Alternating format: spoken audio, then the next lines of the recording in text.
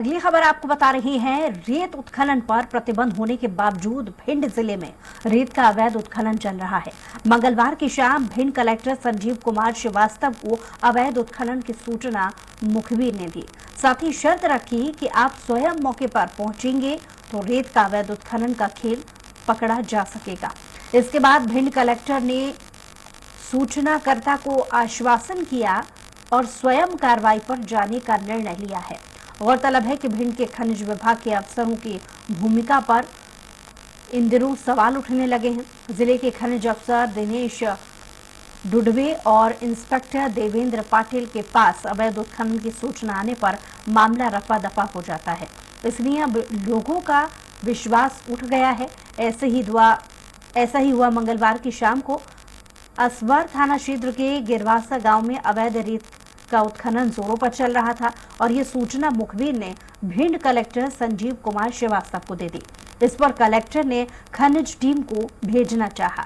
मुखबिर ने खनिज पुलिस और रेवेन्यू टीम की हकीकत बता दी। इसके बाद मुखबिर ने कलेक्टर से स्वयं आने का आग्रह किया। इसके बाद रात्रि करीब कलेक्टर ने 10:30 बजे रेत खदान पर छापामार कार्रवाई की। सूचना मिलने पर रात करीब 9 बजे यहाँ पहुंचने पर पाया गया कि 2 मशीनें यहाँ काम करती पाई गई। एक और मशीन यहाँ खड़ी पाई गई, पोकलेन मशीन, जिसके द्वारा रेत का अवैध उत्खनन किया जा रहा था। इस पर इन तीनों मशीनों को जब्त किया जा रहा है और ये जिनकी भी पाई जाती हैं उन पर आवश्यक वैधानिक कार्रवाई की जाएगी। और इसी पर ज्यादा जानकारी के साथ स्वराज समाचार अमरकांत हमारे साथ जुड़ गए। अमर, अवैध रूप से उत्खनन चल रहा है, इसको लेकर के कई बार स्थानीय लोगों ने भी आवाज उठाने की कोशिश की, लेकिन नतीजा सिफर, इसलिए क्योंकि सिस्टम के ही लोग संलिप्त हैं। क्या पूरा मामला है, विस्तार से पहले बताइए अमर। ये है कि भिंड जिले के असवर थाना अंतर्गत एक गिरवासा गांव पड़ता है, जहां पर अवैध रेत का उत्खनन हमेशा से होता आया है। ग्रामीण, क्योंकि ग्रामीणों को खेत पड़ते हैं, ग्रामीण इसकी शिकायत जब थाने में करते हैं तो थाने वाले उनको अनसुनी कर देते हैं। उसके बाद वो तहसीलदार, एसडीएम सबसे शिकायत करते थे कि अवैध उत्खनन हो रहा है, मगर उस पर कोई कार्रवाई नहीं होती थी। यहाँ तक कि जो अमला है इनका, वो कोई भी कार्रवाई नहीं करता था, चाहे खनिज विभाग हो कोई भी। तो उसकी सूचना जब गाँव वाले सीधे कलेक्टर से आके निवेदन करते हैं, कहते हैं कि अगर आपको छापा डालना है तो आप बिना किसी को जानकारी दिए चुपचाप आए। तो कलेक्टर उनकी ग्रामीणों की बातों को सुन के जब वो जाते हैं और रात के 9 बजे उसी नदी के तट पे पहुंचते हैं, तो वहाँ उनको बड़ी बड़ी 3 पोकलेन मशीन है, कुछ ट्रैक्टर भी मिलते हैं, जिनको कलेक्टर तत्काल प्रभाव से उनको पकड़ लेते हैं, उनके खिलाफ कार्रवाई की जाती है।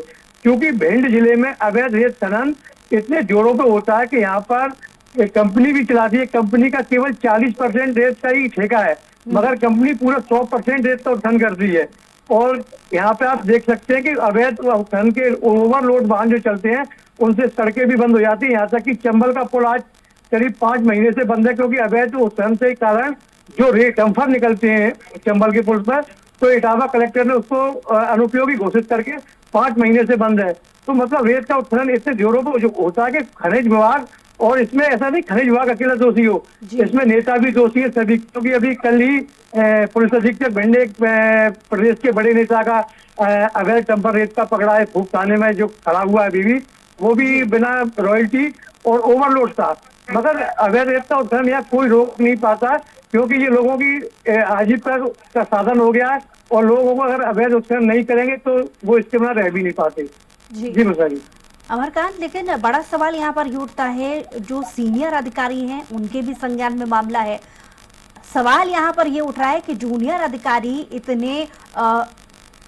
इतना कैसे बेपरवाह हो सकते हैं या संलिप्त होकर के वो खुद भी ऐसे कामों के लिए साथ दे रहे हैं। बड़ा सवाल ये कि सीनियर अधिकारी अपनी क्यों नहीं चला पा रहे हैं। जी, सीनियर अधिकारियों की मजबूरी ये है कि यहाँ पर जितने भी रेत के आप थाने हैं, आप रेत के थाना चाहे आप भारोली देख लो, अमायन देख लो, असवार देख लो, रोन देख लो, यहाँ पर जितने भी थाना प्रभारियों की नियुक्ति है या टीआईओ की नियुक्ति है, वो टोटल नेताओं के लोग हैं। यहाँ तक कि नेताओं के कहने पे इनकी पोस्टिंग होती है, और जिसमें एक बड़ा हिस्सा नेताओं के पास जाता है। ये सबको मालूम है, ये पूरी भिंड में जनता तक को मालूम है कि नेताओं का हिस्सा है। क्योंकि नेताओं के प्रतिदिन आप देखो यहाँ भिंड में ट्रैक्टर, डंपर, मतलब इतनी तादाद में निकलते हैं कि लाइन लग जाती है। इसमें कभी एक्सीडेंट भी बहुत होते हैं, क्योंकि लोगों को निकलते हैं और डंपर वाले उसी टाइम निकलते हैं और उन्हें चलिए क्या हमारे 2 साथ सेक्टर लौटूंगी 3 भिंड से एसपी मनीष खत्री जी हमारे साथ फोन लाइन पर जुड़ गए हैं, बहुत स्वागत है आपका। धन्यवाद मैडम। मनीष खत्री जी, अब तक क्या कार्रवाई की गई है? अवैध रूप से उत्खनन लगातार जारी है, लगातार शिकायतें भी आप तक पहुंच रही हैं। सवाल ये कि आखिर क्यों अंकुश नहीं लगाया गया? मैडम, ये जो सूचना मिली थी इसमें माननीय कलेक्टर साहब ने और जो पूरी टीम पुलिस का बल भी था और सबके द्वारा जो कल रात में दबिश दी गई थी, तो समुचित कार्रवाई की गई है। इसमें जो जेसीबी इत्यादि चल रही थी उनको विधिवत जब्त किया गया है, माइनिंग का प्रकरण बनाया गया है। जब भी किसी सूत्र से सूचना मिलती है तत्काल कार्रवाई की गई है। और पिछले अगर अपन ओवरऑल व्यू में देखें तो पिछले साल से कंपैरेटिवली 5 गुना अधिक कार्रवाई इस वर्ष हुई है। लगातार कार्रवाई जारी है और अभी माननीय कलेक्टर साहब ने और मेरे कार्यालय से भी एक जो मोबाइल नंबर जारी किए गए हैं, किसी भी तरह की अवैध गतिविधि की, चाहे वो गांजा की या अवैध शराब की या चरस या इस तरह किसी भी अवैधानिक गतिविधि की किसी को जानकारी हो तो वो नंबर डायरेक्ट दिए गए हैं। इसके अलावा जो हमारे यहाँ फीडबैक के लिए जो मुखबिर तंत्र को भी बहुत सक्रिय किया गया है और लगातार कार्रवाई की जा रही है। आप कह रहे हैं कि कार्रवाई की जा रही है, मामला अब क्योंकि कलेक्टर तक भी पहुंच गया है, कलेक्टर की तरफ से इस पूरे मामले को किस तरीके से लिया गया, क्या आदेश उनकी तरफ से जारी हुए हैं? देखिए मैडम, अभी जो प्राथमिक जानकारी मुझे मिली है, शायद जो संबंधित जो ठेका कंपनी है उसको नोटिस इत्यादि भी कारण बताओ भी जारी किया है उन्होंने और कुछ निरस्त करने की भी कार्रवाई प्रचलन में थी।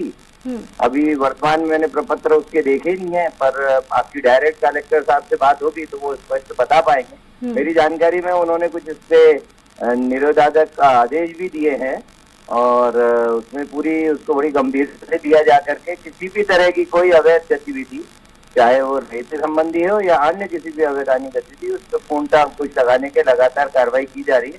इसीलिए स्थिति काफी नियंत्रण में है इस समय। चलिए, बहुत शुक्रिया हमारे साथ जुड़ने के लिए मनीष जी, और संजय भी हमारे साथ जुड़े थे, उनका भी बहुत शुक्रिया तमाम जानकारी के लिए।